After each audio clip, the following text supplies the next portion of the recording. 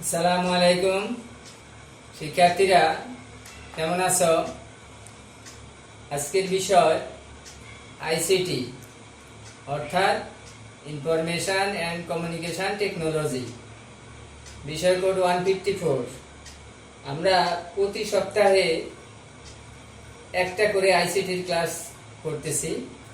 গত সপ্তাহে একটা করেছি। তোমাদের যে বাড়ির কাজ দিয়েছি আশা করি করেছ। বাড়ির কাজ বলতে কি, তোমাদের শুধু আমি বোর্ড বই থেকে একটু রিডিং পড়ার জন্য দিয়েছি, যে বাসায় একটু ভালো করে পড়বে, যেহেতু আমাদের নৈর্ব্যক্তিক প্রশ্ন অ্যান্সার করা লাগবে সেই জন্য। তো আমরা চতুর্থ অধ্যায় নিয়ে আলোচনা করছি, যে অধ্যায়ের নাম হচ্ছে আমার লেখালেখি ও হিসাব। এখানে দুইটা অংশ, একটা হচ্ছে লেখালেখি আর একটা হচ্ছে হিসাব। আমরা যে লেখালেখি করি সেটা সাধারণত আমরা ওয়ার্ড প্রসেসরে করে থাকি, আর হিসাবটা করি আমরা স্প্রেডশিটে। তো আজকের পার্ট স্প্রেডশিট নিয়ে আলোচনা করব। স্প্রেডশিটটা কি, এটার বৈশিষ্ট্য কি, এটার ব্যবহার, এরপরে আছে ব্যবহারের কৌশল। স্প্রেডশিট বলতে এখানে এটা ইংরেজি শব্দ। স্প্রেডশিট, স্প্রেড মানে ছড়িয়ে দেওয়া, আর শীট মানে পৃষ্ঠা বা পাতা। যেমন এটা একটা শীট, এক শীট কাগজ আমরা বলে থাকি, এটা একটা শীট। এইরকম শীটের মধ্যে আমরা যে কাজ করি, হিসাব করি, সেই স্প্রেডশিট নিয়ে আমরা আলোচনা করব। তো আমরা দেখি প্রথমে স্প্রেডশিট কি বা কাকে বলে।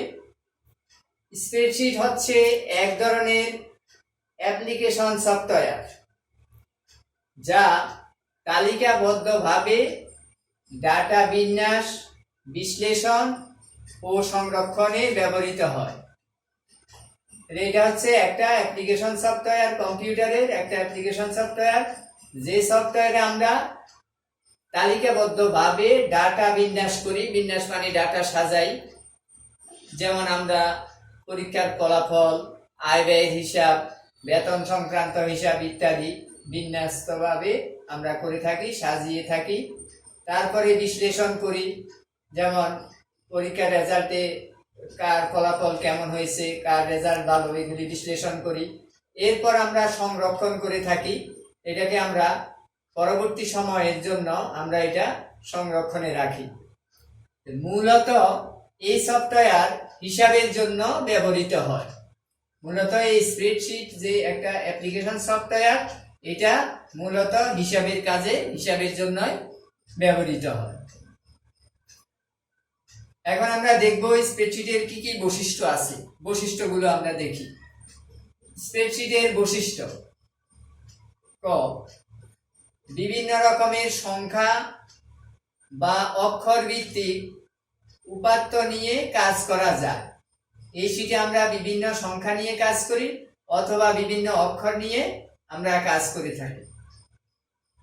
খ, যে কোনো ধরনের হিসাবের জন্য সুবিধাজনক। আমরা আগেই বলেছি এই সফটওয়্যার হিসাবের জন্য ব্যবহৃত হয়, তাহলে যে কোনো ধরনের হিসাবের জন্য এই স্প্রেডশিট ব্যবহার করা অনেক সুবিধা আছে, আমরা অনেক সুবিধা পেয়ে থাকি। গ, কলাম ও সারি থাকার কারণে উপাত্ত শ্রেণীকরণ সহজ হয়। অর্থাৎ স্প্রেডশিটের মধ্যে কলাম থাকে এবং সারি বা রো থাকে, দুইটা জিনিস থাকে, যার কারণে উপাত্ত শ্রেণীকরণ করা সহজ হয়। আমরা যে পরিসংখ্যানে কাজ করে থাকি, পরিসংখ্যানের অঙ্ক করি, সারণী তৈরি করি, সেখানেও কিন্তু কলাম আছে এবং সারি আছে। আমরা শ্রেণী করি, বিভিন্ন শ্রেণীতে বিভক্ত করে থাকি, কলাম এবং সারি দুইটা জিনিস থাকে।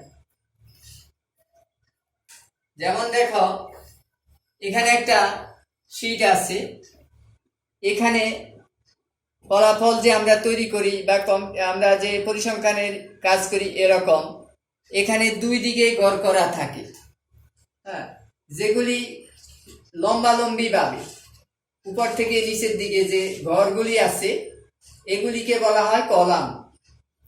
আর ভূমির সমান্তরালে মানে বাম থেকে ডান দিকে যে ঘরগুলো করা আছে এগুলিকে বলা হয় সারি বা রো। তাহলে কলাম হচ্ছে লম্বালম্বি ভাবে ভূমির উপর লম্বভাবে মানে উপর থেকে নিচ খাড়া ভাবে, আর ভূমির সমান্তরালে মানে বাম থেকে ডানে যে ঘরগুলি সেগুলিকে আমরা সারি বা রো বলে থাকি। এগুলি থাকার কারণে স্প্রেডশিটের মধ্যে এগুলি থাকার কারণে এটা আমরা সহজে কি করতে পারি, বিভিন্ন শ্রেণীতে বিভক্ত করতে পারি। ঘ, সূত্র ব্যবহারের সুযোগ থাকায় অনেক বেশি উপাত্ত নিয়ে কাজ করা যায়। অর্থাৎ এই স্প্রেডশিটে আমরা সূত্র ব্যবহার করতে পারি, সেই কারণে অনেক বেশি উপাত্ত নিয়ে আমরা কাজ করতে পারি। নাম্বার, বিভিন্ন ফাংশন সূত্র আকারে ব্যবহার করে সহজে উপাত্ত বিশ্লেষণ করা যায়। বিভিন্ন ফাংশনকে আমরা সূত্র আকারে ব্যবহার করতে পারি, যার ফলে উপাত্ত সহজে বিশ্লেষণ করতে পারি। 6 নাম্বার, আকর্ষণীয় গ্রাফ ও চার্ট ব্যবহার করে উপাত্ত উপস্থাপন করা যায়। এই শীটে আমরা আকর্ষণীয় গ্রাফ ব্যবহার করতে পারি, আকর্ষণীয় চার্ট ব্যবহার করতে পারি, করে আমরা উপাত্তকে উপস্থাপন করতে পারি। এগুলি হচ্ছে স্প্রেডশিটের বৈশিষ্ট্য। এখন আমরা দেখব স্প্রেডশিটের ব্যবহার, কোথায় কোথায় এই শীট আমরা ব্যবহার করে থাকি সেগুলি আমরা একটু দেখি। 1 নাম্বার, শিক্ষাক্ষেত্রে ফলাফল বিশ্লেষণে এই স্প্রেডশিট ব্যবহার করা হয়।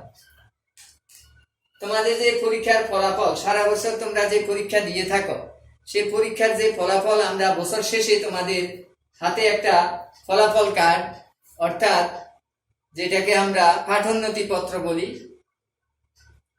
সেই পাঠোন্নতি পত্র, যেমন দেখো এরকম একটা কার্ড তোমাদের আমরা বছর শেষে বার্ষিক পরীক্ষার পরে একটা কার্ড দিয়ে থাকি, যা সারা বছর ধরে তোমরা যে সকল পরীক্ষায় অংশগ্রহণ করেছ সেই পরীক্ষার গুলির প্রাপ্ত নম্বরের ভিত্তিতে তোমাদেরকে মূল্যায়ন করি যে কে ভালো করেছ, কে খারাপ, কার পয়েন্ট কত আছে, এটা এরকম একটা ফলাফল শীট দিয়ে থাকি।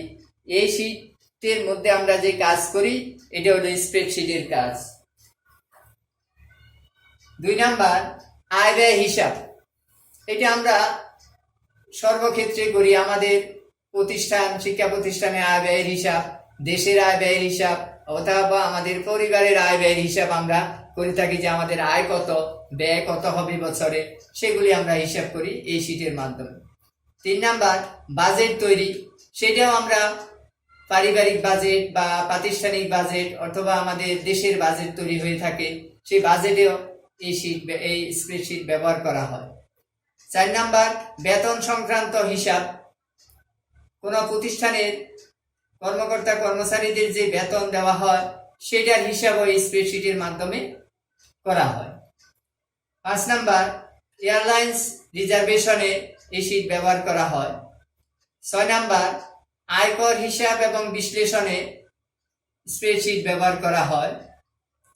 7 নাম্বার, নির্বাচনের ভোট গণনায় স্প্রেডশিট ব্যবহার করা হয়। যখন কোথাও নির্বাচন হয়, সেটা কোনো প্রতিষ্ঠানে হইতে পারে, কোনো অঞ্চলে হইতে পারে, দেশে হইতে পারে, সেই নির্বাচনের যে ভোট গণনা করা হয় সেটা স্প্রেডশিটের মাধ্যমে করা হয়। 8 নাম্বার, খেলোয়াড়ের প্রদর্শিত ক্রীড়া কৌশল মূল্যায়ন। খেলোয়াড়রা যে প্রদর্শিত ক্রীড়া কৌশল যে করে থাকে, খেলা প্রদর্শন করে, সেখানে যে আমরা মূল্যায়ন করি, সেই মূল্যায়নটা এই স্প্রেডশিটের মাধ্যমে আমরা করে থাকি। তো আজকে আমরা এখানে শেষ করব। তোমাদের 1 সপ্তাহ পরে আমি একটা ক্লাস করি এবং একটু বাড়ির কাজ দিয়ে থাকি। তা আজকে তোমাদের বাড়ির কাজ হবে, আমি যেটুকু আলোচনা করেছি এটুকুই তোমাদের বাড়ির কাজ, এটুকু তোমরা একটু ভালো করে পড়বে। আগামী সপ্তাহে, আগামী ক্লাসে আমরা স্প্রেডশিটের ব্যবহারের কৌশল নিয়ে আলোচনা করব। সবাইকে ধন্যবাদ।